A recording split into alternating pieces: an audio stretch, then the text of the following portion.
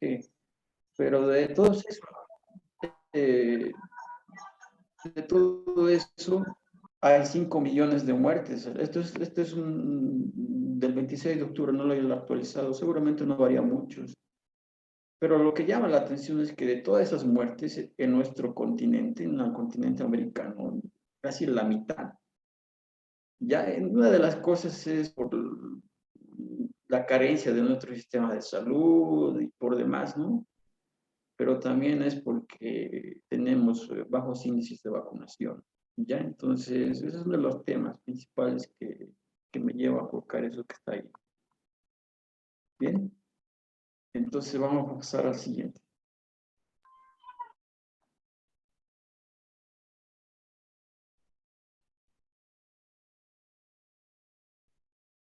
Bien, voy a hablar un poquito de las características virológicas, que ya ustedes lo conocen, ya se han debido de cansar de escuchar, pero yo voy a hacer énfasis. ¿Por qué?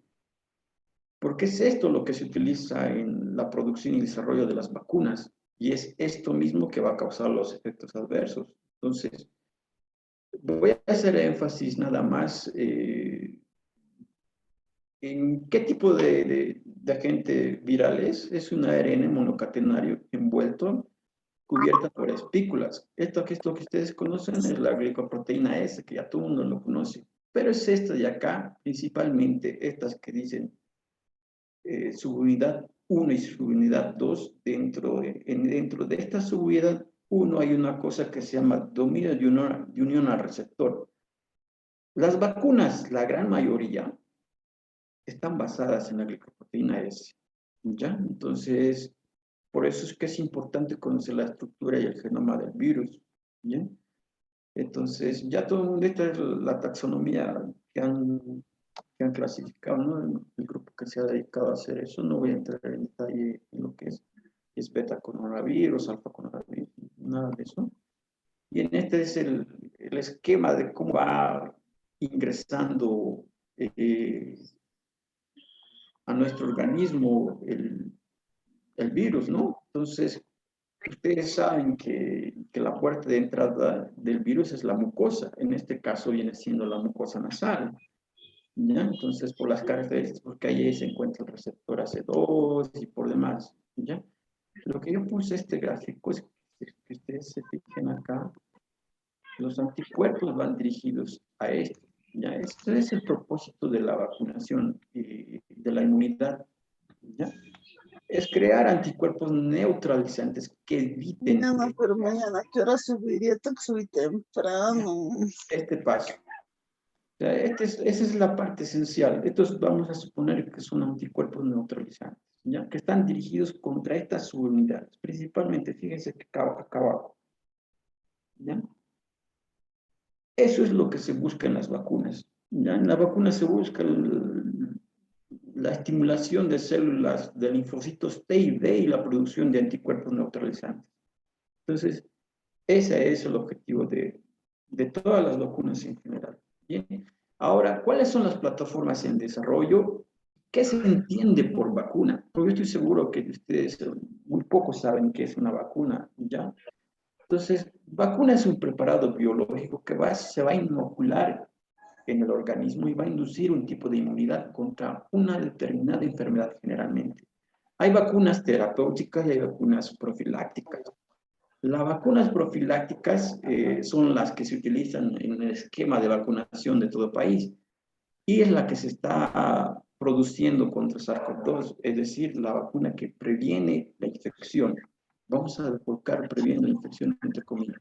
Bien, entonces el preparado de esta vacuna, la vacuna, fíjense, es un preparado biológico que no solo va a tener componentes o material genético de SARS-CoV-2, sino también va a tener otros agregados, ¿ya? Va a tener otros agregados que va a jugar un papel importante en los efectos adversos que puede tener.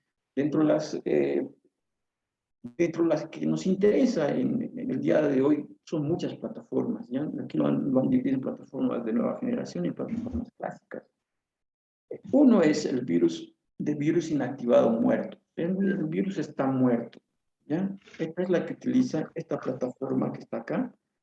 la utilizan la que se ha administrado acá en Bolivia, que es la vacuna de Sinopharma, la vacuna Coronavac, que también es china, utiliza esta plataforma. La vacuna india, también una vacuna india también utiliza esta plataforma. Otra vacunas que tenemos acá que representativas es de vector viral, ¿ya? El vector viral, la que se ha utilizado por Johnson Johnson, por el Ministerio ruso o por AstraZeneca, es virus, es un adenovirus, ¿ya? Serotipo 5, 26 y adenovirus de simio, que es de AstraZeneca. El adenovirus está vivo por si acaso, ¿ya? El adenovirus que se utiliza está vivo y voy a entrar en detalle por qué estoy mencionando eso y por qué no se debe aplicar esa vacuna en ciertas personas. Bien, entonces otras vacunas que ya se han comercializado y que han sido una de las primeras, las vacunas basadas en ARN mensajero. O sea, esta vacuna de acá, antes de la pandemia, nunca había sido utilizada en humanos. O sea, no había sido aprobado en humanos. Han intentado usarlo en la parte de cáncer como vacuna terapéutica, solamente que después que ha pasado esta aprobación del virus tan exponencial que ha sido aprobada en humanos. Es muy importante recalcar eso y tiene que ver con la seguridad, que no tiene un estudio muy prolongado. Bien, otras vacunas de acá no voy a hacer hincapié porque no se están aplicando en el país. ¿Ya? Vamos a pasar al siguiente. Van a disculpar, tengo problemas con la computadora que el día de hoy está portando muy mal. Bien, ahora sí, etapas del desarrollo. Bien, las etapas del desarrollo de la producción de vacunas. ¿Por qué yo puse este ejemplo acá? Porque quiero que entiendan cómo es normalmente desde la etapa preclínica hasta la etapa post-vigilancia. Fíjense qué tiempo lleva. E incluso es más, en algunos casos llega hasta 20 años. Fíjense que el tiempo que se ha demorado, esto lo han reducido prácticamente a un año. ¿Ya? Entonces, ahora, esto que ha pasado en la reducción en un año ha tenido consecuencias acerca de la seguridad, inmunogenicidad o eficacia de las vacunas. Eso es lo que vamos a ver hoy, principalmente en la parte de eficacia y seguridad, ¿ya? Yo me voy a detener en esto porque quiero que ustedes entiendan qué se evalúa en cada una de estas fases y qué es importante. Desde la fase exploratoria y de la fase preclínica, lo primero que se va a evaluar es la seguridad en modelos animales. ¿Ya? Lo primero que se hace es buscar la estructura, la que puede inducir mayor capacidad inmunogénica en el organismo, ya sea del animal o del humano. Ya una vez que eso se hace en modelos computacionales, una vez obtenida eso, se inocula en el animal y se va a producir anticuerpos que van a ser evaluados. Bien, esa es la etapa preclínica grande, son muy grandes. Bien, entonces va a venir esta fase. Fíjense el número de personas que están probándose, fíjense el número, obviamente representativo, ¿no? Fíjense. En la primera fase se evalúa la seguridad e inmunogenicidad, ¿ya? Entonces, en la segunda fase se va a evaluar la seguridad e inmunogenicidad otra vez, pero con un grupo más grande, ¿sí? En la tercera fase, estamos hablando aquí de personas aproximadamente, voy a empezar a decir, estamos aproximadamente aquí 100 personas a 200 personas. Aquí puede ser un poquito más grande la N. Aquí puede llegar hasta 800, hasta 1000 personas, ¿ya?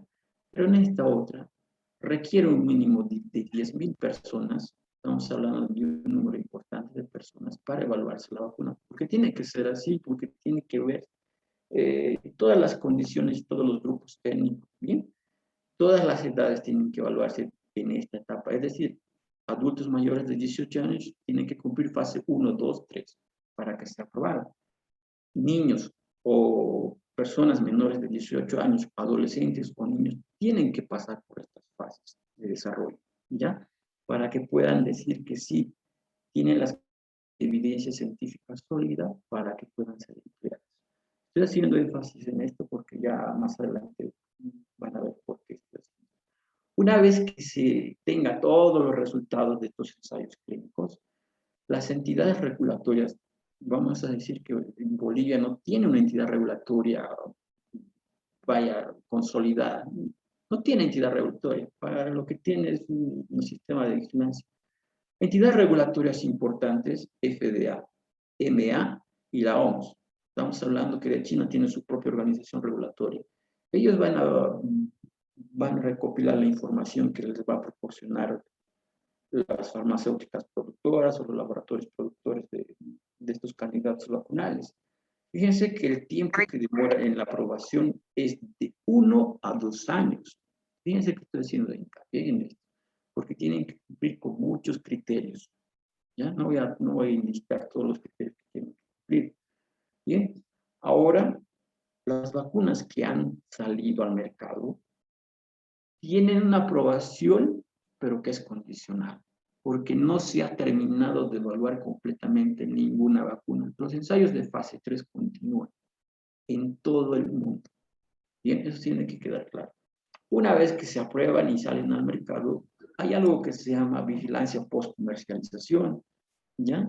Que va a evaluar si realmente la vacuna sirve, si realmente la vacuna es eficaz en el mundo real, porque los ensayos clínicos tienen criterios de selección, criterios de exclusión, criterios de inclusión. Por tanto, el valor real de las vacunas se evalúa acá, en los estudios de post-comercialización, donde se va a ver, obviamente, a una escala mucho mayor, los efectos acerca de la seguridad y la eficacia de estas vacunas. Bien, esto es un dato sacado de la OMS. Vamos a ver, fíjense acá, eso que les decía, fíjense cuántos están en etapa preclínica, 194 y 132. 132 candidatos en etapa de desarrollo clínico. Imagínense la cantidad que existe. Y entonces, de ellos, existen diferentes plataformas que acabamos, que yo no voy a entrar en detalle porque no es el objetivo de esto. Ya nada más decirles que va a haber mucha vacuna. Va a haber mucha vacuna. Eso es seguro.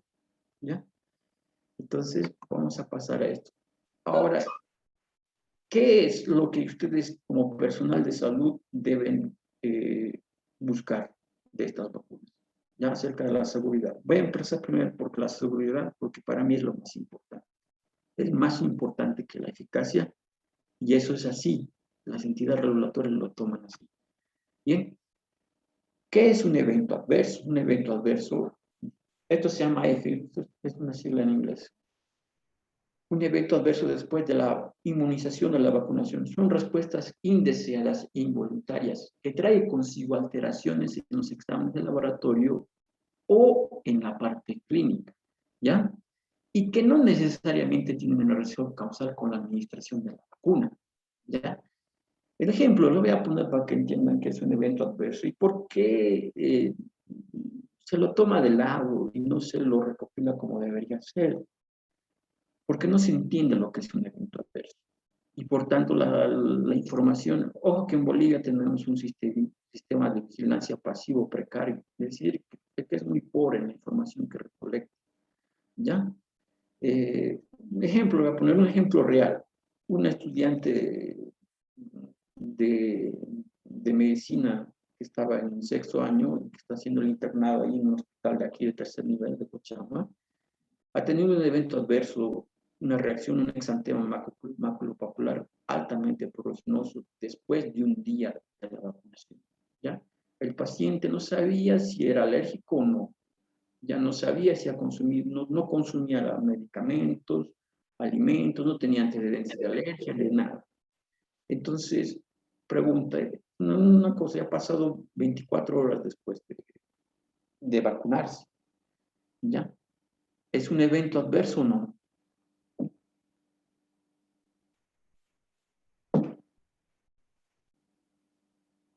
Si me están escuchando, por favor, sería coherente que alguien me responda, ¿no? Esto no es para examinar a nadie, es para que todo el mundo aprenda, es el objetivo y prioritario de esto, no es para no lo hice con un objetivo de nada. Eso es un evento adverso, ¿bien? Y que muy probablemente ha sido relacionado a la vacuna, a estos de acá, al producto de la vacuna. ¿Bien? ¿Cómo se clasifican o cómo se agrupan los eventos adversos relacionados a la vacuna? Esto es importante, ¿bien? Uno es que el ejemplo que yo les puse, reacción relacionada al producto de la vacuna. Esos son los eventos que nos interesa recopilar, ¿ya? Porque estos otros de acá lo han recopilado en los ensayos clínicos y han tenido que hacer un análisis general para hacerlo, ¿bien?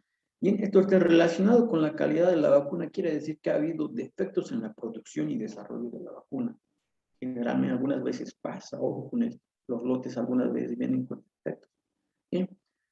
Relacionada con error a la inmunización, es decir, con el proceso de cadena de frío. Desde ahí empiezan los errores. ¿Ya? Si ha habido alguna manipulación, mal error, incluso en la inoculación de la vacuna, puede haber cualquier evento adverso relacionado a esto. Relacionado con la ansiedad, esto más tiene que ver eh, con efecto psicosomático del paciente. ¿Ya? Entonces, evento coincidente es un evento que no estaba relacionado con, por ejemplo, una fiebre producto de una enfermedad infecciosa. Justamente después de 2 días, un niño o un adulto ha tenido un catarro común, un resfrío común, y le ha dado fiebre.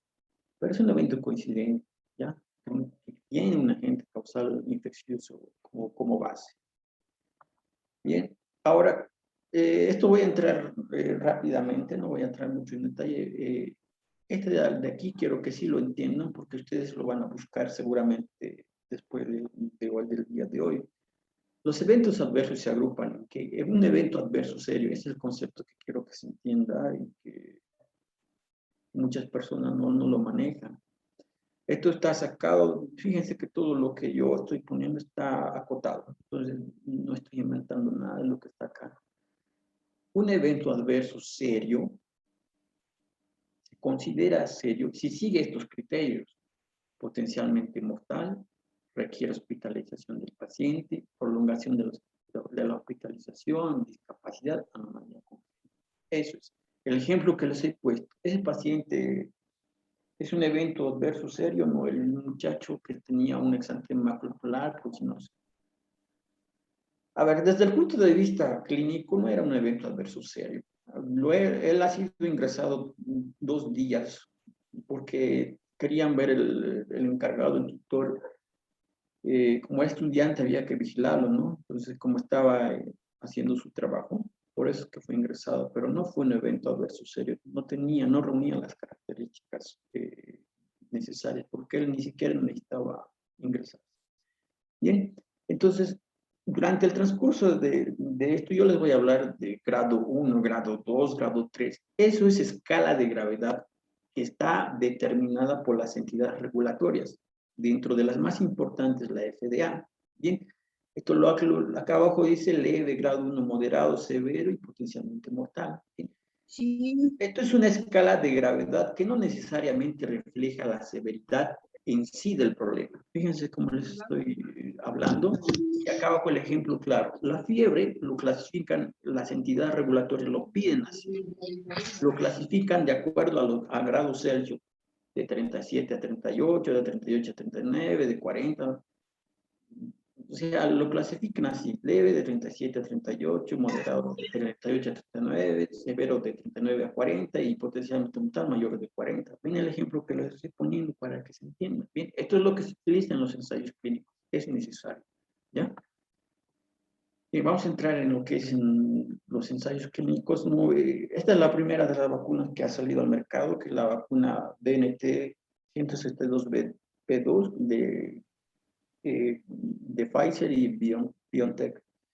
Bien, esta vacuna ha sido la que más se está utilizando en Estados Unidos y en parte de Europa, porque ha sido terminada, incluso los ensayos han terminado en el 2020, han terminado. Entonces, este es un ensayo de fase 3 que ha tenido una buena cantidad, aproximada de 30.000 personas. Esto es lo que les estoy mostrando acá, voy a resumirlo, no voy a extenderme mucho.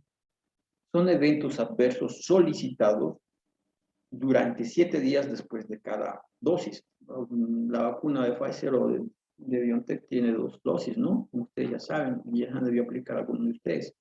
Esto que ven acá, fiebre, fatiga, cefalea, escalofríos, vómito, diarrea, mialgia, artralgia, esos son eventos adversos predeterminados, o sea que ya el laboratorio había predeterminado que estos eventos adversos podían aparecer, y por eso se ha visto en la fase 1. Entonces ellos han solicitado a los pacientes, es decir, mediante correo electrónico les pedían que informen cualquier evento de este tipo, ¿no? Y ellos seguían a los pacientes durante 7 días, como les dije. Obviamente, esto no se hacía a la población total de la vacunación, del grupo de vacuna, ¿no? Simplemente, si no se escogía un grupo, subgrupo, y se seguía a ellos. Y lo que se entiende acá es que los eventos adversos que estamos acá, tanto de la primera dosis como de la segunda, fueron de grado 1 o grado 2, o leves o moderados. Y en algunos casos, principalmente en la parte sistémica, sí se vio eventos adversos de grado 3, ¿ya? Fatiga y cefalea. Eso es lo que traduce este cuadro. Bien. Ahora, este es otro cuadro que también quiero que sigan este más que todo, ¿ya? Este es el que quiero que sigan. Después de 7 días se sigue recopilando información de la seguridad. Eso es en todas las vacunas, ¿ya? Entonces, este es un cuadro, fíjense que este es un análisis de seguridad general de todas las dosis y todas las personas del ensayo. Fíjense la cantidad. Entonces, han llegado a la conclusión, y de esto lo más relevante, ¿cuáles son lo más relevantes cuando uno busca información de estos ensayos? Uno, ¿cuántas personas tuvieron eventos adversos serios relacionados a la vacuna? Fíjense aquí. Eventos adversos relacionados a la vacuna, 4. ¿Ya? Otro, ¿cuál de estas personas tuvieron eventos adversos que fueron potencialmente mortales? Okay. Fíjense aquí. ¿Ya? Pero eso no necesariamente quiere decir que se haya asociado o relacionado a la vacuna. Ojo con lo que estoy diciendo. ¿Ya? Entonces, lo que a mí me llama la atención es solamente 4 eventos adversos serios para 21,000. ¿Ya? Entonces, quiere decir que esta vacuna en el ensayo clínico ha demostrado buena seguridad. ¿Ya? No se ha reportado eventos adversos serios, no se ha reportado muertes. Y ahora en el seguimiento a más largo plazo, porque las vacunas, los estudios tienen que seguirse, tienen que estudiarse. Entonces, de seguridad de 6 meses, ¿qué dijo? Dijo que el perfil de seguridad se mantiene, no se ha encontrado nada relevante, ni se ha encontrado otros eventos serios relacionados con la vacuna. ¿Bien? Entonces, durante 6 meses de seguimiento, esta vacuna es segura y es eficaz. Yo después voy a hablar, yo le voy a adelantar que sí ha sido eficaz, aunque la eficacia se ha reducido al 86%, pero es una eficacia muy buena para el tiempo que están estudiándolo. Bien, ahora en adolescentes lo mismo. Bien, en adolescentes ha pasado lo mismo, entonces ojo con esto. En este estudio han tenido una población muy pequeña. 2.500 adolescentes han entrado en este estudio. Lo han dividido aproximadamente 1.200, 1.200 lo han dividido.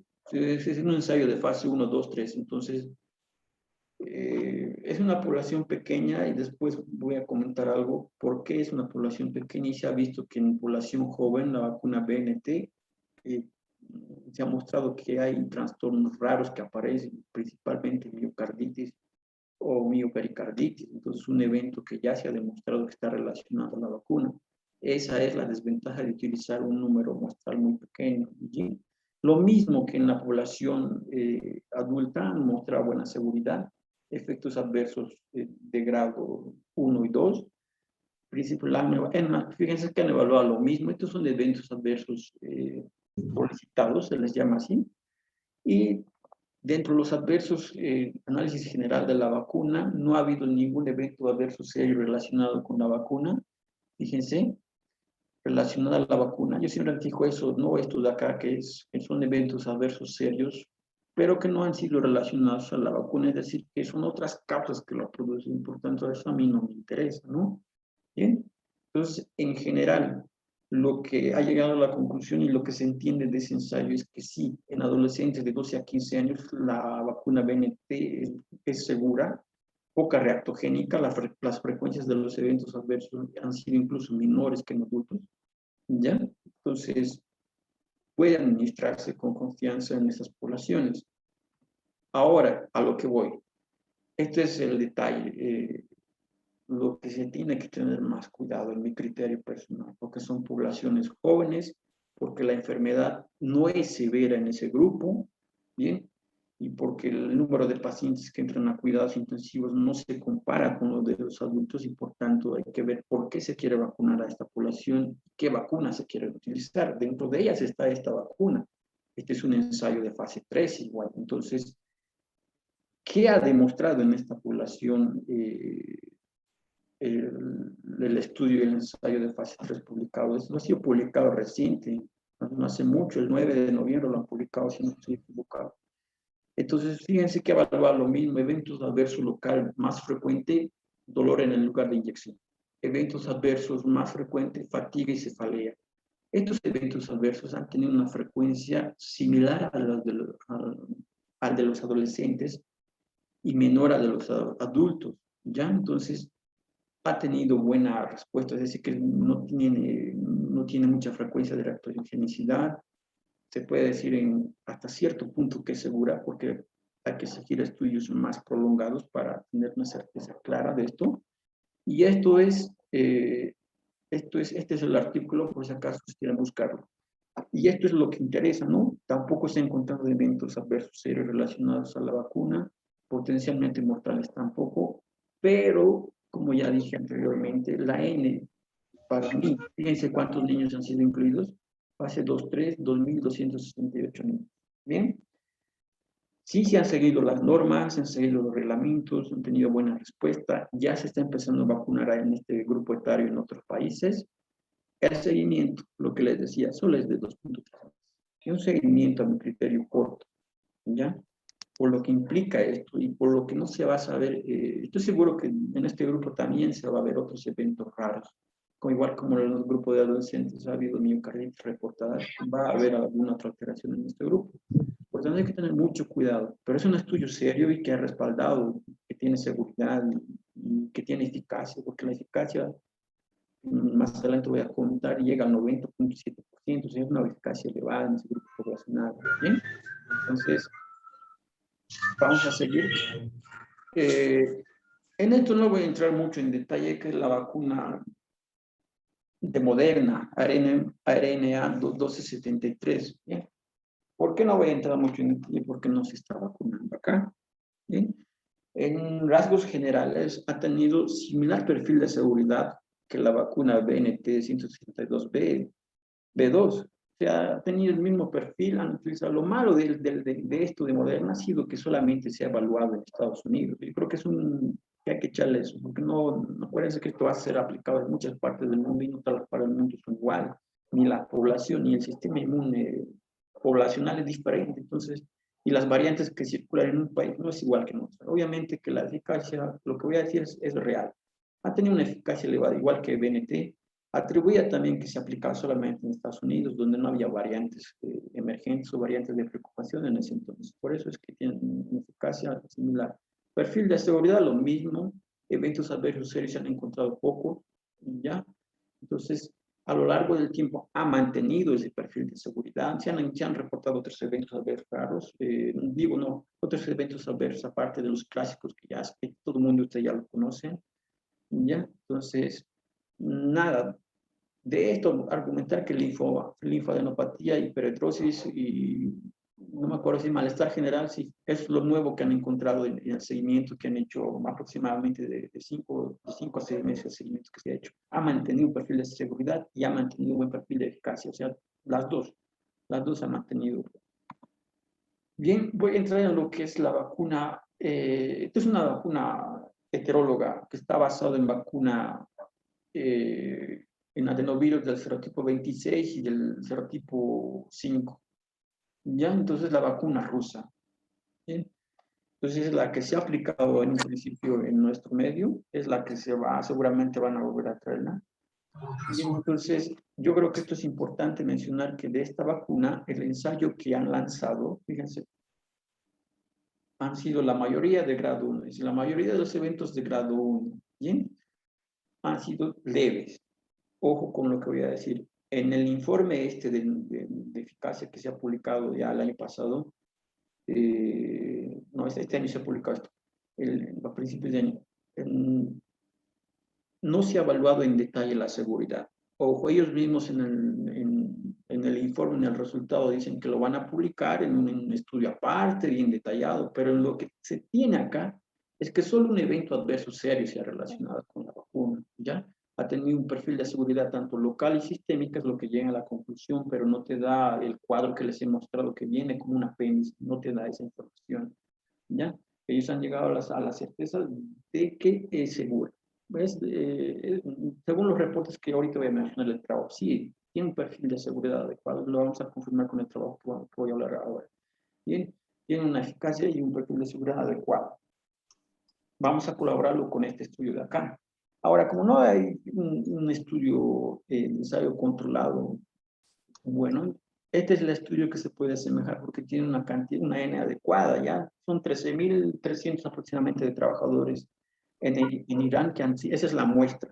De esos 13.000, esta es la N total que ha tenido eventos adversos. 3.236 trabajadores de salud han tenido un evento adverso relacionado a la Sputnik 5. Bien, y estos son los efectos que se han encontrado en ese estudio. Fíjense, dolor, enrojecimiento, hinchazón, lo mismo que se estudia en la parte del ensayo clínico, han tenido frecuencias elevadas, el dolor, la fiebre, el escalofrío, la cefalea. Bien, esos han tenido unas frecuencias elevadas y es la que se ha visto aquí, porque eso es lo que los colegas que se han vacunado, por lo menos en el hospital que yo trabajaba, reportaban. Bien, entonces, ¿qué es lo nuevo de este artículo? ¿Qué te dice? Que es un estudio, lo malo que es un estudio observacional, ¿no? Que se han encontrado 4 casos de shock anafiláctico. Bien, eso es lo más relevante del estudio. Ahora es muy difícil de concluir que se ha relacionado a la vacuna porque, como yo les dije, un estudio observacional, el diseño del estudio no permite concluir. Bien, entonces se requiere estudios, por eso es que se requiere estudios a largo plazo y que evalúen la seguridad. Bien, entonces vamos a seguir. Esta es la vacuna de AstraZeneca, AZD 1222, y tiene varios ensayos, 2 que ya han concluido. Uno que lanzó en una primera parte, este no es ese. Este es el segundo ensayo que se realizó en Estados Unidos, Chile, Perú. El otro se realizó en el Reino Unido, en Sudáfrica y en otro lado más. Entonces, este es el que me interesa porque este es el que reporta en detalle los eventos adversos, el otro no. Entonces, ¿qué reporta? Bien, reporta igual. Eventos adversos solicitados después de 7 días, leves a moderados, como todos. Eventos adversos de grado 3 de muy baja incidencia, tanto en la parte local como sistémico. Es decir, que tiene, según en el ensayo de fase 3, que tiene un perfil de seguridad adecuado. Ahora, ¿qué hay en lo que ya ustedes conocen de la trombosis o el síndrome? Esto se llama, ¿qué hay de los eventos trombóticos que se han relacionado a esta vacuna? Hay un síndrome, no sé si ustedes conocen, el síndrome de trombocitopenia y trombosis asociado a la vacuna. Ese es el nombre que tiene. No sé si ustedes ya lo conocen, si lo han escuchado. Ese es el informe y que yo les digo desde ya que ha habido muertes por eso. Bien, entonces es importante conocerlos. Ahora, ¿qué dice respecto a eso? Ellos han encontrado eventos adversos tromboembólicos, trombosis venosa, embolia pulmonar, trombocitopenia autoinmune y trombosis venosa. Fueron inusuales y similares en el grupo placebo y en el grupo de la vacuna. Es decir, que estos eventos no lo han asociado a la vacuna AZD 1222, ¿ya? Entonces, ojo con lo que voy a mencionar ahora. Ellos en ese estudio no lo han asociado, no lo han relacionado, no han tenido ninguno de evento adverso serio de este tipo reportado. ¿Sí? Ahora, ¿qué dicen los estudios de vigilancia post-comercialización? Por esto es importante la vigilancia post-comercialización. Tristemente, en nuestro país tenemos un pobre sistema de vigilancia. Bien, hasta donde yo he investigado, esto es hasta, creo que hasta septiembre, si no me equivoco, esto es hasta septiembre. Yo estoy escribiendo un artículo que va a ser publicado, entonces he tenido que recopilar información acerca de esto.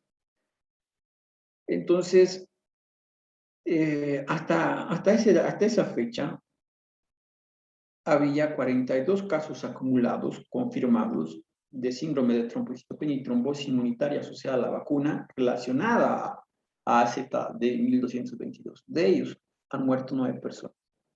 Bien, entonces, esto es lo que ya todo el mundo conoce, lo que ya todo el mundo sabe, y por eso que las vacunas, fíjense lo que dice, mayormente observadas en adultos menores de 60 años, y se ha visto que dentro de las primeras 2 semanas, hasta un mes, aproximadamente 2 semanas, que aparecen estos eventos, ¿ya? Entonces, tienen distinta naturaleza, eventos de trombosis de zona renal cerebral, trombosis por embolia pulmonar, trombosis arterial y otros más, ¿bien? Y la incidencia que se baraja, fíjense, ni siquiera la OMS tiene una incidencia concreta de esto, porque en los diferentes trabajos, diferentes informes, hay mucha variación. La incidencia está entre 1 a 125.000 a 1 a 1 millón de dosis de casos vacunados. La mayoría atribuye que es de 1 a 500.000 y 1 en 1 millón de casos vacunados que se presentan en este evento. Por eso es que las vacunas de este tipo no las quieren mucho de esta plataforma en Europa y Estados Unidos. Por eso es que a través del mecanismo COVAX han regalado a países subdesarrollados como Bolivia. Las vacunas que han llegado de este tipo es un regalo, el gobierno no lo compró. Entonces es de la que se están aplicando. Bien, por eso es que ustedes deben conocer, deben vigilar que hay eventos adversos que son raros, pero sí los hay. Entonces que deben tener cuidado en la vacunación y seguimiento de los pacientes que van a ver. Bien, la vacuna Johnson Johnson, esta vacuna Johnson Johnson se está poniendo acá también, la han traído, una sola dosis que se aplica, y también es una vacuna de los virus, ya, del serotipo 26 solamente. Ahora, esta vacuna, todas las vacunas de vectores virales han tenido problemas con eventos tromboembólicos asociados a ellas, ¿ya? La Sputnik no son muy transparentes en la información y por eso es que no están todavía aprobadas por la OMS. Ya entonces, pero tanto AstraZeneca como AFI, como la vacuna de Johnson Johnson han sido un poco más transparentes en ello. Entonces, también en los ensayos que se ha visto que son leves y moderados. Ojo que cuando digo leves y moderados es lo que ya me referí, que la mayoría han sido transitorios, ustedes han sido vacunados, que duran hasta 4 días y después el evento adverso desaparece. Entonces, la incidencia de eventos adversos serios, es decir, del placebo y la vacuna, han sido similares. ¿Ya? Entonces, eso es muy bueno, porque quiere decir que la vacuna tiene un perfil de seguridad adecuado. ¿Ya?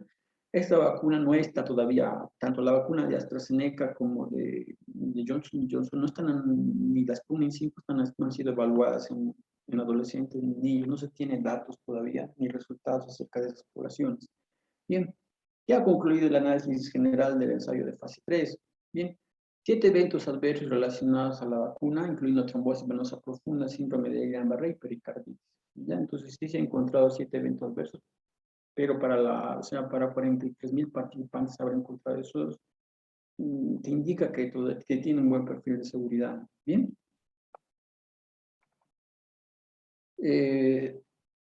Vamos a hablar un poquito de esto, que yo les comentaba, que todas las vacunas basadas en vectores virales tienen algún grado de reporte de eventos tromboembólicos. En este caso es un trabajo muy interesante, por eso lo he puesto. Había otros, pero este me pareció más interesante.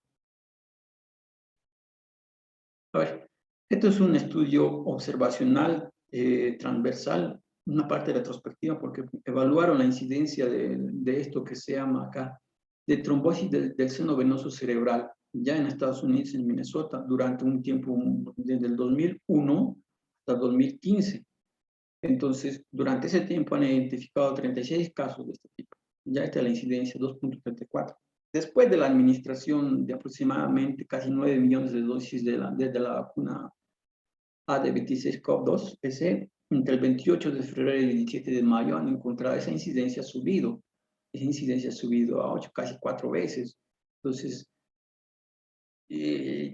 la mayoría de los reportes publicados acerca de esto sí están viendo que hay un cierto riesgo del aumento de este evento atribuido a la vacuna. ¿Ya? Pueden apagar, por favor, el micrófono, que me va a ser un poco más complicado explicar. Bien, no voy a entrar más en detalle en eso, nada más lo puse en eso, que sí, la evidencia respalda lo que se había viniendo. ¿Bien? Bien. Ahora, esta es la vacuna que se ha puesto en mayor cantidad acá en Bolivia. Ya incluso yo me puse esta vacuna, entonces, este es el ensayo de fase 1 y 2. ¿Por qué puse el ensayo de fase 1 y no la de 3? Que es la que más nos interesa analizar, no las otras, porque no han publicado todavía su ensayo de fase 3.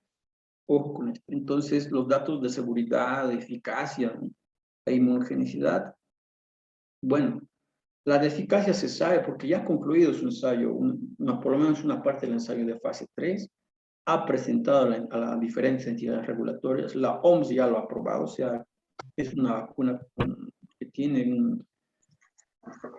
está aprobada de manera condicional por la OMS, pero que no lo han publicado lamentablemente para hacer un análisis concreto de esta vacuna. Bien, yo lo que voy a decir es poco de esto porque yo me remito a esto. La evaluación correcta de la seguridad y la toxicidad requiere importar los resultados de fase 3. Fíjense la N, 192 participantes en la fase 1, 448 participantes en la fase 2. O sea, de esto no puedo yo sacar mucha información por el tamaño muestral, ¿ya? Entonces, porque esto se aplicará a cantidad.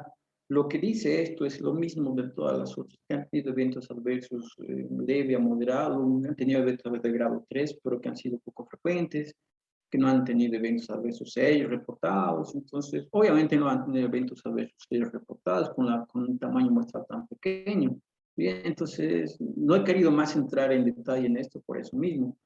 Bien, lo que yo tengo entendido de manera de los datos preliminares, los pocos datos que están publicados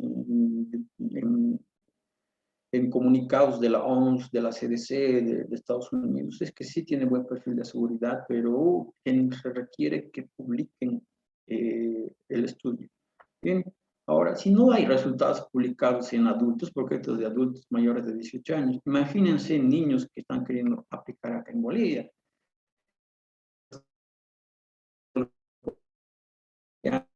Supongo que la Comisión Nacional de Inmunización, no sé quiénes fueron parte de esa comisión, no sé quién asesora al ministro, pero yo estoy dando criterios que están basados en la evidencia, yo me remito a la evidencia, pero yo soy muy prudente porque después traen consecuencias a largo plazo. Hay algo que voy a decir, que es verdad que las vacunas basadas en virus inactivados son plataformas conocidas, que datan de hace del año 70, que se emplean diferentes vacunas, pueden argumentar todo eso, pero hay algo que no pueden argumentar, que para tú aplicar en una población tan susceptible como esta, tienes que tener un respaldo, por más que tengas una plataforma vieja. ¿Ya? Porque hay que tener evidencia concreta de lo que tú vas a colocar, cómo vas tú a defenderte de cualquier situación o de cualquier situación que pueda venir. Porque estas vacunas utilizan adyuvante. ¿Qué es un adyuvante? Es una sustancia química que potencia la respuesta inmunológica. El adyuvante que utiliza CoronaVac y esta vacuna es hidróxido de aluminio. Y da eventos adversos. Bien, yo voy a hacer un pequeño detalle de lo que dice el estudio, porque yo creo que es importante que lo conozcan y que entiendan por qué han decidido aplicar en nuestro país. Supongo, ¿no? Supongo que es por eso que dice el estudio, ¿no? Pero como yo remito, Se necesita más datos de seguridad para aplicaciones clínicas. Esto es un análisis del propio artículo, de la propia publicación, no es mío, por si acaso, pueden revisarlo, ahí está el nombre del artículo. O sea, se necesitan más datos de seguridad para aplicaciones clínicas, ¿ya? O posterior condición. Perfil de seguridad corto y ausencia de evidencia de formación de anticuerpos neutralizantes de reacción cruzada contra variantes emergentes, ya por lo que se requiere una evaluación del ensayo de fase. Esto que está aquí puesto, que escrito, no es mi análisis, es el propio análisis del artículo, ¿ya? Eso tiene que quedar muy, muy claro, ¿ya? Porque no quiero entrar en contradicción con nadie, no quiero entrar, por eso mismo yo puse eso, no quise colocar mi criterio lo diré al final de. Entonces, han mostrado que los eventos adversos locales y sistémicos, en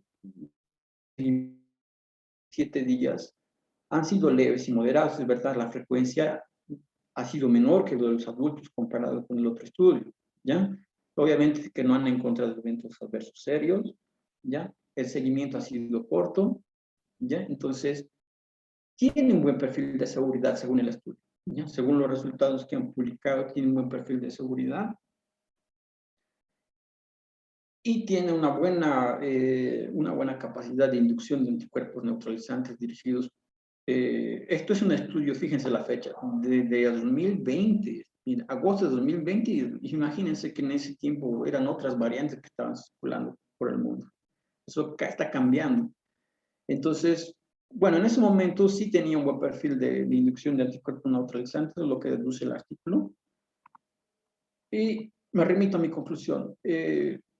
Actualmente hay otra vacuna más que ya ha ensayado en niños de 3 a 17 años, que igual tiene un ensayo de fase 1-2, que es la vacuna Coronavac de Sinovac, que se llama de la industria de Sinovac. Entonces, criterio. Considero que no hay evidencia suficiente para la aplicación en este grupo poblacional, porque en vez de vacunar en este grupo deberían progresar otros grupos que no se están vacunando, porque no se están vacunando, deberían buscar la forma de inducir mayor estimulación para que vean la percepción de riesgo de que no se vacunan, pasa esto. Creo que no sustenta, no hay evidencia sólida para sustentar esto. Y más que todo porque los niños, la gran mayoría de ellos, no, no tienen cuadros severos y no van hacia cuidados intensivos. Por tanto, decir de que ellos son transmisores, para mí no es suficiente aplicarlos con esta evidencia que se tiene hoy en día. Prudente esperar los resultados de fase 3, considero. Bien. Ahora, en eficacia no voy a hacer mucho, voy a entrar en detalle porque al final ya todo el mundo conoce la eficacia, nada más yo quiero que entiendan qué es eficacia. ¿Ya? Eficacia ya es un parámetro que se mide durante los ensayos clínicos. Después de que sean aprobadas, no se habla más de eficacia, se habla de efectividad, que es diferente. La eficacia de la vacuna es el porcentaje de reducción de la incidencia de la enfermedad en un grupo vacunado en comparación con un grupo no vacunado en condiciones óptimas, obviamente, es un estudio bien diseñado, ¿no? Entonces, mediante la asignación al azar y ocultación, es decir, que se haga un estudio de ensayo controlado con placebo y a doble ciego o a simple ciego. Bien, eso es la eficacia. Y esta es la manera como se calcula la eficacia, eficacia vacunal. Esto lo puse en inglés, 1 menos riesgo relativo, ya tanto de los casos que se encuentran en el grupo no vacunado como en el grupo vacunado. Bien, efectividad es la capacidad de prevenir resultados de interés, es decir, la enfermedad en el mundo real, cuando se aplica. Y esto de acá, que yo creo que con esto me van a entender mejor, esto es lo que dice acá. Esto no significa que una población vacunada, ¿sí? Que las personas. Esto significa que en una población vacunada, el 80% de las personas van a tener menor riesgo, menor probabilidad de contraer la enfermedad cuando se pongan en contacto con el virus. Eso es lo que significa eficacia de una vacuna. Bien, entonces, con esa pequeña introducción, si tienen dudas al final, me pueden preguntar acerca de esto. Este es un cuadro interesante que pone todo O sea, de los grupos de las vacunas que he hablado, están aquí todas, cómo se almacenan, cuál es la dosis, cuál es el intervalo entre dosis, cuál es la eficacia, ¿ya? Y cuáles son los eventos serios de cada grupo vacunal. Fíjense que aquí está bien detallado. Algunos obviamente no han reportado eventos adversos serios, por eso que me meto. Bien, hablando de eficacia, las vacunas de ARN mensajero son las que tienen mayor eficacia. Fíjense que 94.1, 92.1 y se han mantenido durante el tiempo. ¿Ya? Entonces tienen buena eficacia. Las que menos eficacia han demostrado, una ha sido la vacuna de AstraZeneca y las vacunas de virus inactivado, son las que menos eficacia tienen. ¿Ya? Entonces, la eficacia, como ya había mencionado en población, en adolescentes, la eficacia para estas vacunas, para estas dos, es mayor del 90% en adolescentes. En niños, BNT tiene 90.7% de eficacia. No se reporta más resultados de eficacia en otro grupo poblacional de las demás plataformas de vacunas. Bien, ahora, en mujeres embarazadas, ¿hay alguna evidencia de que puedan colocarse? En mujeres embarazadas no se ha hecho estudios de ensayo clínico, obviamente, porque es ético. No hay ensayos clínicos de ninguna vacuna. Bien, los estudios que se tienen, este es el estudio más grande, por si acaso, que existe en la actualidad. Es un estudio que se ha hecho en Estados Unidos y que es un estudio basado en datos del sistema de vigilancia pasivo de Estados Unidos, ¿ya? Eso tiene que quedar muy claro. No es un ensayo clínico, no es un ensayo de casos y control, no, es un estudio observacional, un estudio, incluso un estudio prospectivo lo han hecho de esa manera. Pero, ¿qué dice este ensayo? Fíjense, esta es la frecuencia de eventos adversos locales y sistémicos en general. ¿Ya? ¿Qué dice este ensayo? Aproximadamente tienen 3 sistemas de vigilancia en Estados Unidos. Hoy, obviamente, ellos tienen un sistema de vigilancia robusto en comparación con países desarrollados, ¿no? Este es el resultado de uno de ellos. No he puesto aquí todos los resultados de los ensayos, sino de los sistemas de vigilancia, solo de uno de ellos. Fíjense que tienen una N importante.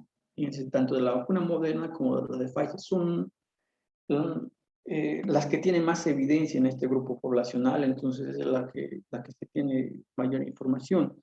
Eventos adversos local, dolor.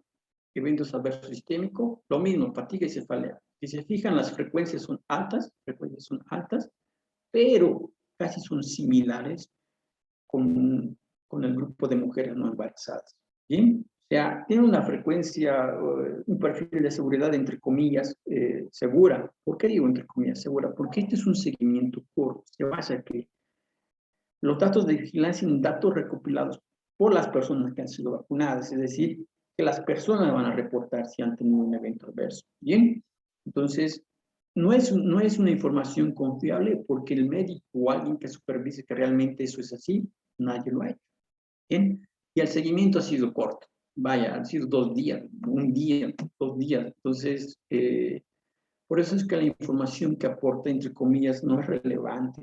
Bien, se requiere estudios más serios en este grupo poblacional, pero ese es el estudio, lamentablemente, es el estudio más grande que hay. Y solo han evaluado estas plataformas. Las demás plataformas de vacunas no han sido evaluadas en el grupo poblacional. Bien, entonces, esta es la comparación que les decía, de eventos adversos de la mujer, de mujeres embarazadas con eventos adversos con mujeres no embarazadas. Es decir, las frecuencias son similares. Estos son los adversos recopilados. Ustedes ya ven, fíjense. La fatiga, cefalea, mialgia, escalofríos, fiebre, no sé qué. Pero ¿qué hay de los eventos adversos no solicitados? ¿Qué hay de los eventos adversos serios? Entonces, queda mucha incógnita acerca de la seguridad en este grupo poblacional. Entonces, yo lo que puse, datos pasivos recopilados del sistema de vigilancia de Estados Unidos, existe limitada evidencia para la seguridad en esta población. Bien, mi criterio, hay que contextualizar. Pacientes, mujeres con comorbilidades, que pueden llegar, ojo que la mujer embarazada ya es un factor de riesgo para que evolucione hacia formas graves de COVID-19, por tanto hay que tener mucho criterio en esto. Entonces, El paciente debe estar informada de que no existen datos de relevancia acerca de la seguridad en este grupo y que si se va a vacunar es de bajo su riesgo. Bien, entonces ese es mi criterio. Bien, ¿qué hay del famoso booster, refuerzo que se está colocando en el país? ¿Qué evidencia existe acerca de eso para que se coloquen eso, para que se coloque? Bueno, ojo con lo que voy a decir, no es tercera dosis como se viene hablando, incluso de autoridades nacionales. El esquema, o la vacunación primaria lleva un esquema de dosis, ¿bien? Parte de acá. Esto es, ahora lo voy a explicar bien, no encontré un gráfico más representativo, por supuesto. Aquí ya se puso el esquema primario, o la vacunación primaria, que viene un esquema de una dosis, de 2 o de 3 dosis. Esas son las dosis, ¿bien?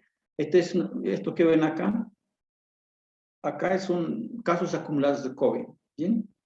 Este es el estudio de Pfizer y este es el estudio de Moderna, ¿bien?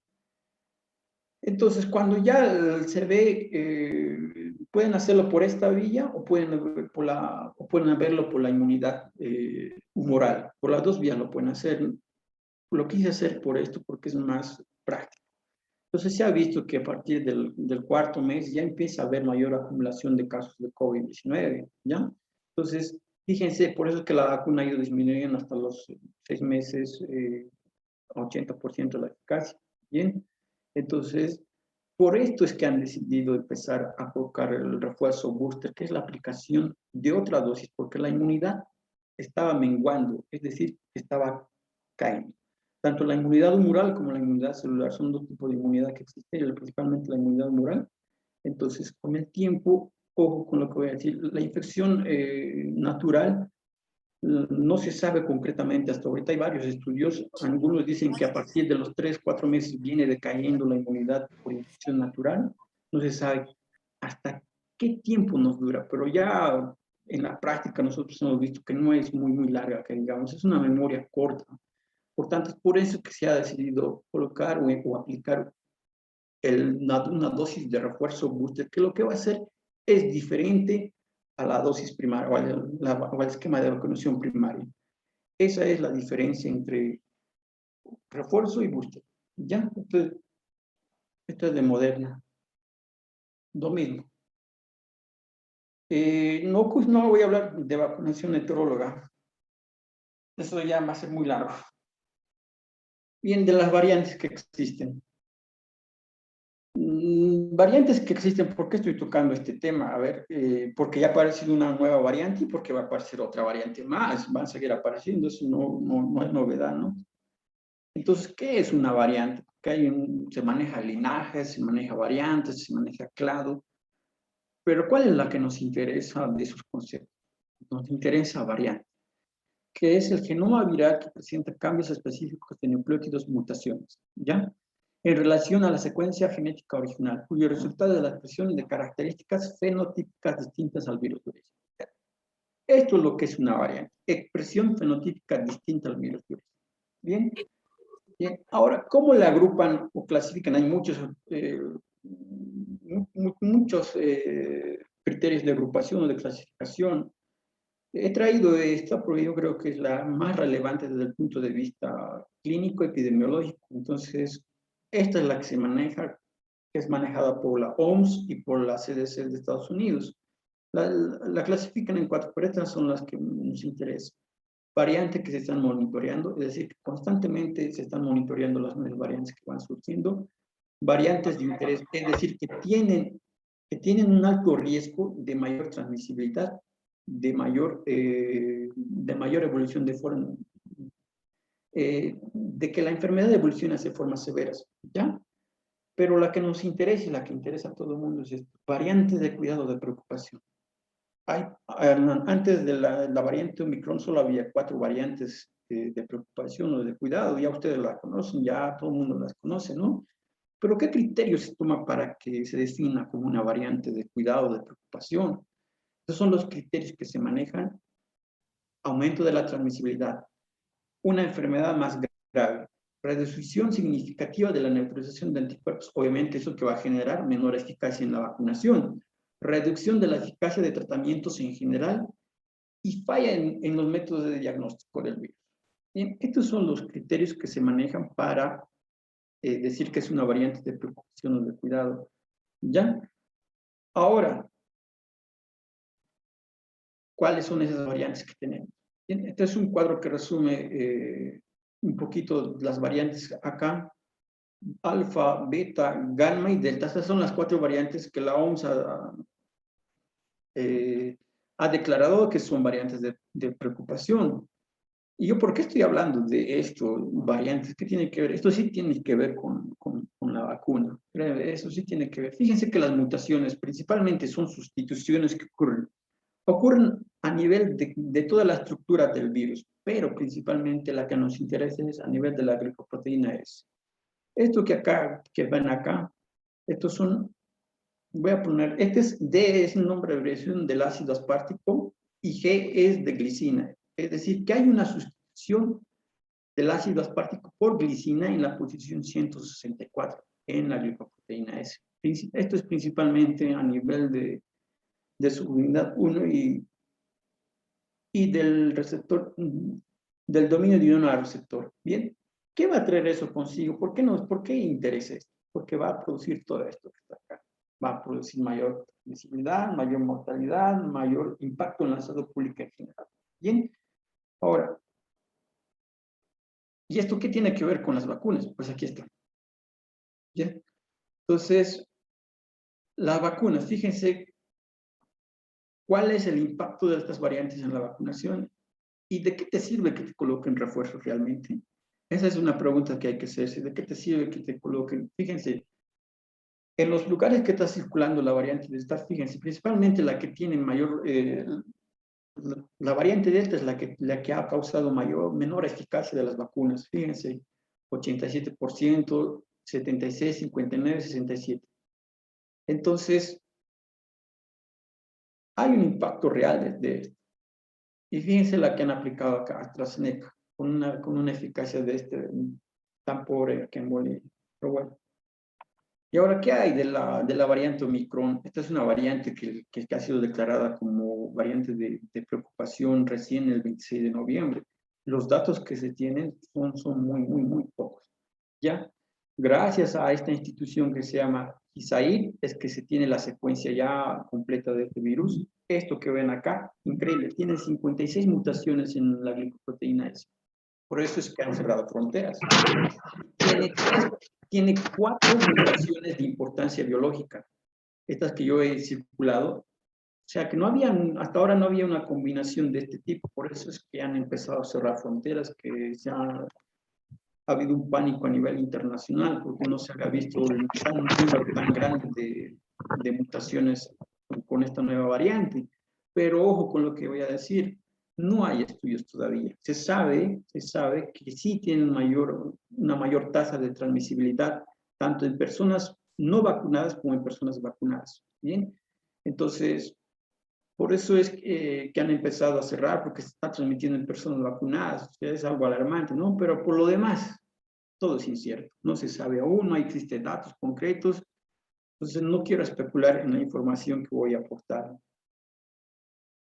Para terminar, ya voy a terminar, entonces, esto es inmunidad colectiva y rebaño, nada, voy a hacer brevemente algo con esto.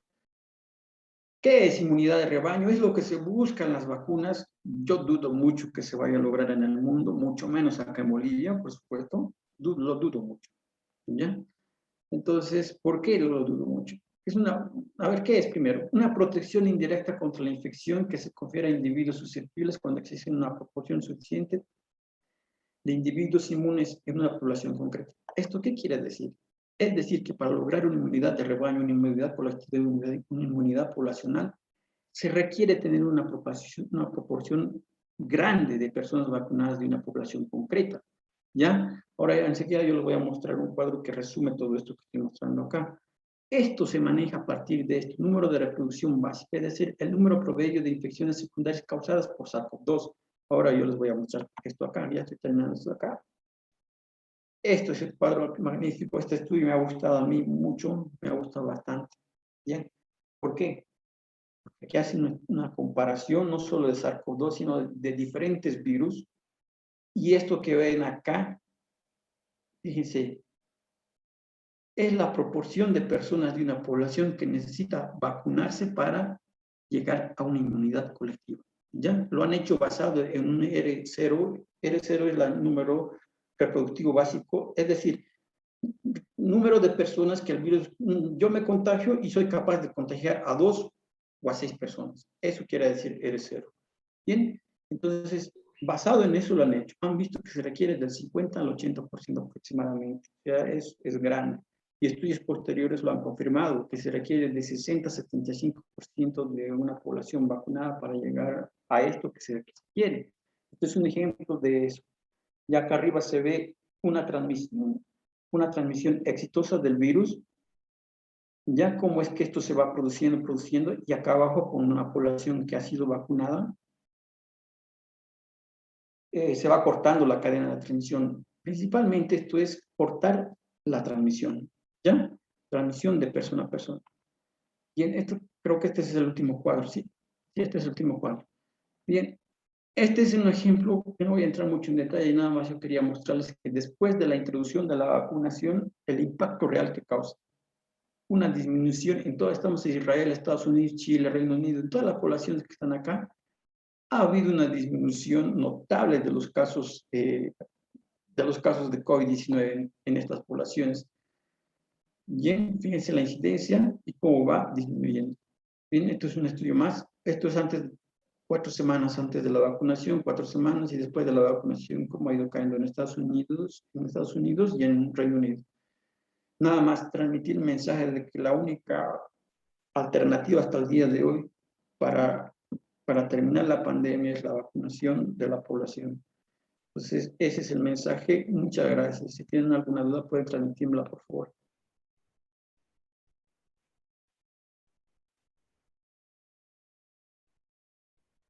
Juan Carlos, ¿estás ahí? Doctor, buenas Doctor, noches. buenas noches. Le van a preguntar, imagino un momentito. Adelante. Gracias. Muchas gracias, doctor. Realmente la información que nos ha dado ha sido muy valiosa, se ha comprendido muy bien. Sin embargo, surge la preocupación, ¿no? A raíz de que se esté iniciando en el país la vacunación a los menores de edad, a los niños que están en edad escolar. Usted nos ha hablado de las vacunas, la ARN que se ha estado administrando a las personas mayores de 12 años en el país, ¿no? A través de la Pfizer. Y ahora con la que están trayendo, que es la Sinopharm, que nos dijo que era un virus Inactivado, inactivo. muerto. Es un virus muerto. Entonces, dentro de estas alternativas, si bien los niños no tenemos los reportes de que tengan una reacción muy adversa a la enfermedad, pero están queriendo iniciar, ¿no?, este esquema de vacunación precisamente, seguramente para que haya el retorno a las clases. Entonces, como padres de familia, andamos preocupados de qué vamos a hacer, cuál de esas es la que tiene, digamos, menos secuelas en nuestros hijos. Si es que es tan imprescindible ponérselas, ¿qué podemos hacer? Entonces, estamos con esa angustia de qué hacer en esta situación, porque nosotros somos los responsables de su salud, de su vida en sí, de nuestros hijos, y pues obviamente ellos son lo más valioso que tenemos, y siempre vamos a ver la forma de que ellos estén bien y no hacerles daño. Entonces, en esa preocupación que tenemos con la explicación que nos ha dado de esas vacunas, ¿cuál Eh, sería a ver, menos para yo los... le puedo hablar por grado de evidencia. La que tiene mayor grado de evidencia es la vacuna de Pfizer. Es la que tiene una evidencia sólida para vacunar en esa población. O sea, yo entiendo que el precio es muy elevado y que tiene una cadena de frío dificultosa, pero yo no le puedo dar la certeza, o sea, no puedo hacer una comparación porque una no tiene información suficiente para hacerlo. Me refiero a la vacuna de Sinopharm. Entonces, no puedo dar si yo doy un criterio, mi criterio es de que se vacune la que tiene mayor evidencia, la vacuna de Pfizer. ¿Ya? Yo entiendo que no va a ser posible porque depende de que lo traiga el gobierno y que el gobierno no lo va a traer. Yo hoy dejo a criterio de los padres de familia sabiendo esto, porque yo me pongo en su lugar y dejo a su criterio. Pero antes debo informarlo del grado de evidencia que existe, ¿ya? Eso es lo que hay. No se han concluido los estudios de Sinopharm, están en curso, ¿ya? Entonces, no se sabe qué tan eficaz es en esa población. No existe, nadie le va, ni el ministro de Salud le va a dar esa información porque no existe. Bien, entonces, por eso es que yo me remito más a la que tiene mayor información, que se sabe que tiene pocos adversos, que tiene una eficacia elevada. Eso es lo que yo le puedo responder. Muchas gracias, doctor.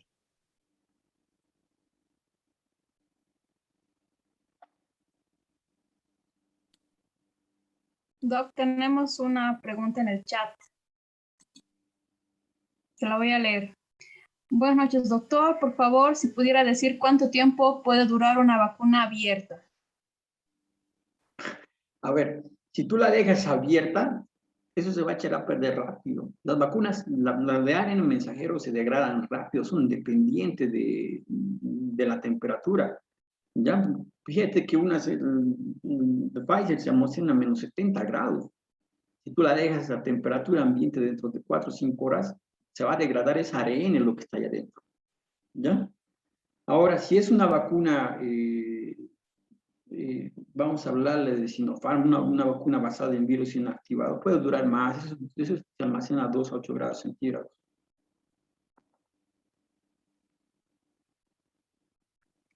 Buenas noches, doctor. Una consulta. La pregunta era mía sobre la duración de la vacuna. Ya, Es que hemos visto en los centros de salud, por ejemplo, la tercera dosis que se está vacunando, lo que es AstraZeneca, refuerzo. más o menos han pasado 2 horas de una vacuna ya preparada a la cual están administrando. ¿Esta ya no sirve pasando tanto tiempo? No, yo no dije, no hablé de vacunas AstraZeneca en principio. Las vacunas, una vez que, porque tú las sacas del refrigerador donde está, lo dejas a temperatura ambiente, no lo vacunas enseguida, o me equivoco. Entonces, eso es así, luego lo aplicas. Pero si tú no utilizaste por cualquier cuestión, tú no puedes dejarlo eso. Eso es un adenovirus vivo que está ahí adentro, ¿ya? Entonces, eso te puede durar hasta 12 horas máximo, no te puede durar más, y es con riesgo que lo vas a hacer. Tienes que tener mucho cuidado con las vacunas, son productos biológicos que tú tienes ahí. Está bien, doctor, muchas gracias.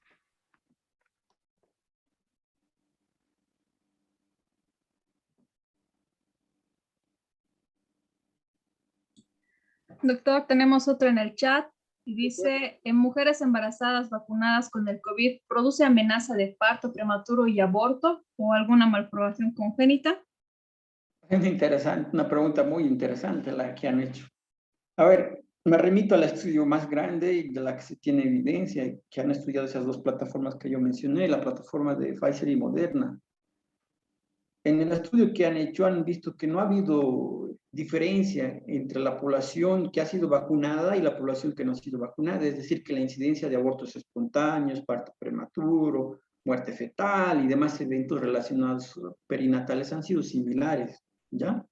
Significa que no aumenta la incidencia. Eso es basado en esos datos que están aportando ese trabajo. Ya falta concluir información acerca de ello.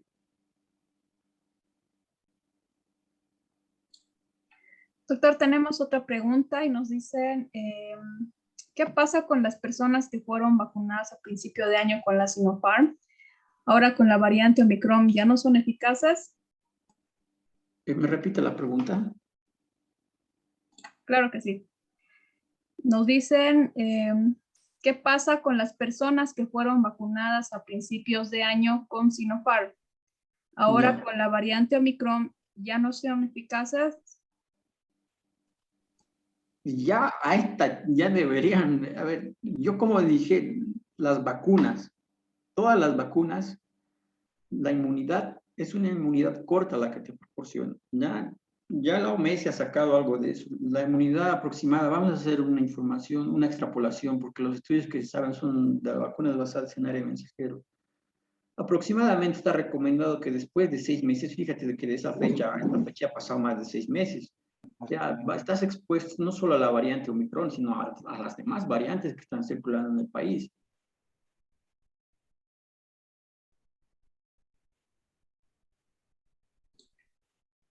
Bien, tenemos otra pregunta y dicen, ¿qué contienen las vacunas que detonan cuadros de trombos? ¿Sí? No entendí la pregunta. Bueno, de nuevo, ¿qué contienen las vacunas que detonan cuadros de trombos? Es otra pregunta del chat. ¿Me puede mostrar la pregunta, por favor? Cuadros de trombos, no la entendí. Karina Ortega puede hacer la pregunta verbalmente si gusta. Doctor, buenas noches. Buenas noches. Usted habló sobre problemas de trombos en los pacientes. Ah, Eso ya. es, eso es causado por lo que contiene en la vacuna. Usted no es personal de salud, ¿verdad? Sí, doctor, soy personal de salud. Ah, ya.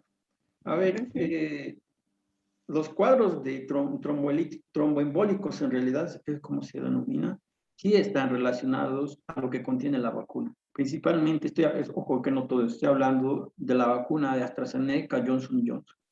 ¿Ya? Y la incidencia es muy baja, eso tiene que quedar claro. No es frecuente sus eventos adversos. Doctor, tuvimos un caso en el hospital donde una paciente se hizo colocar la tercera dosis y llegó en silla de ruedas, no podía sostenerse.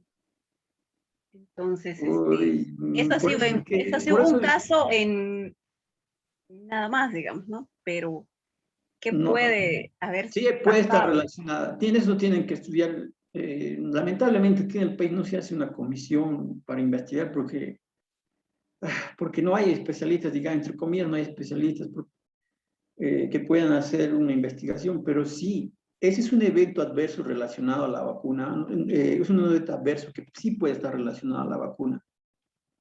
Le repito que sí causa eventos tromboembólicos, ¿ya? Entonces sí puede estar. Después de la aplicación del booster o refuerzo que se ha hecho con la vacuna de AstraZeneca, sí he escuchado reportes de eventos adversos. Es una vacuna muy reactogénica, es una de las vacunas más reactogénicas. Y yo no descartaría del todo de que no esté relacionada a la vacuna.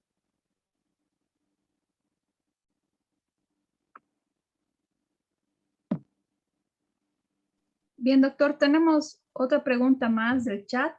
Ya. Dicen, ¿es verdad que las vacunas ARN pueden llevar a generar enfermedades autoinmunes?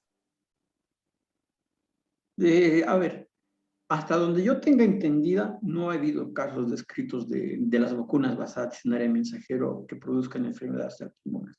¿Ya? He hecho bastante indagación al respecto y no he encontrado de enfermedades autoinmunes reportes. Otros eventos adversos sí, ya los he mencionado. Entonces, no escuché o no tengo información acerca de que se pueden producir enfermedades autoinmunes.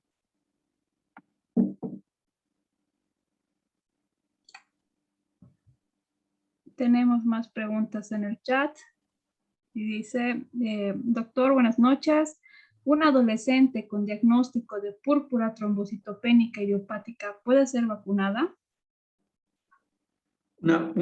A ver, si no está utilizando inmunosupresores, sí, puede ser vacunada. Porque si está utilizando inmunosupresores, no tiene mucha lógica que le vacunen porque no va a levantar mucho, no se va a inducir una respuesta o un título de anticuerpos adecuados.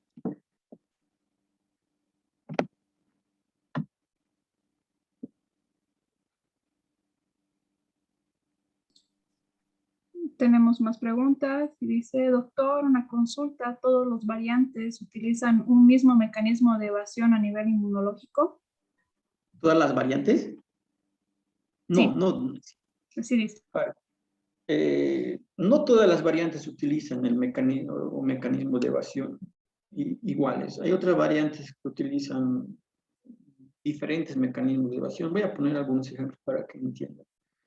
Hay algunas variantes que en vez de salir al espacio extracelular, se quedan entre la célula y hacen que las glicoproteínas, aparte de formar parte del virión, salgan a la superficie de la membrana celular y hacen que se peguen entre ellas, forman sinsitios celulares. Y es una forma de escape inmunológico. Estoy hablando principalmente de la variante beta.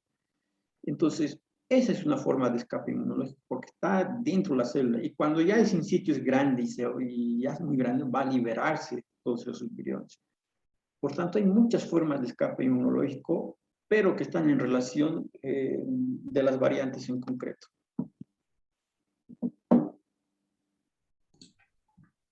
Bien, doctor, seguimos. Y dice, una duda más, por favor. Las dosis de Pfizer que están poniendo a los adolescentes menores de 16 años, ¿es la misma que para adultos? Específicamente para 14 años. No, no es la misma. Obviamente que en niños y adultos y adolescentes no se utiliza la misma dosis. No tengo el dato, ¿no?, exacto ahora, pero no es la misma dosis. Obviamente que en la fase 1 es que se va probando la dosis. Para eso son las fases. En la fase 1 se va probando la dosis y obviamente que no va a ser la misma que un adulto. Va a ser menor la concentración de las partículas de ARN mensajero.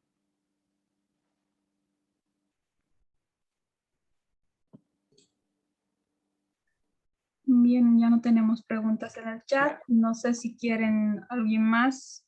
No, ya creo que hemos terminado, hemos abarcado bastante y yo creo que por hoy ha sido suficiente. Muchas gracias por la participación y nada. Espero que haya resultado de utilidad el webinar de hoy.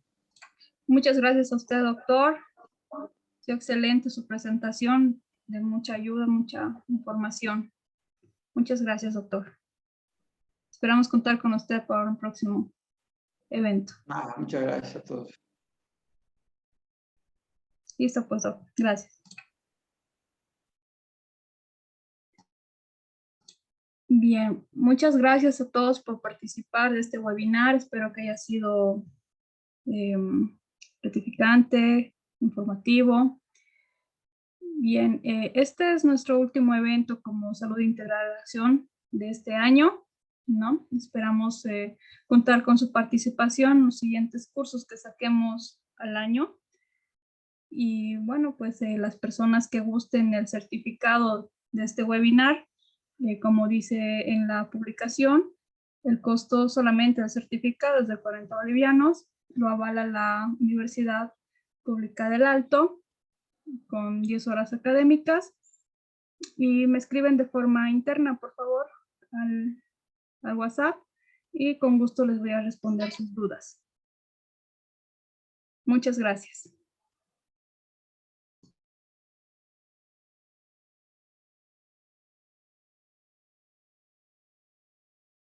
Muchas gracias. Gracias. Muchas gracias.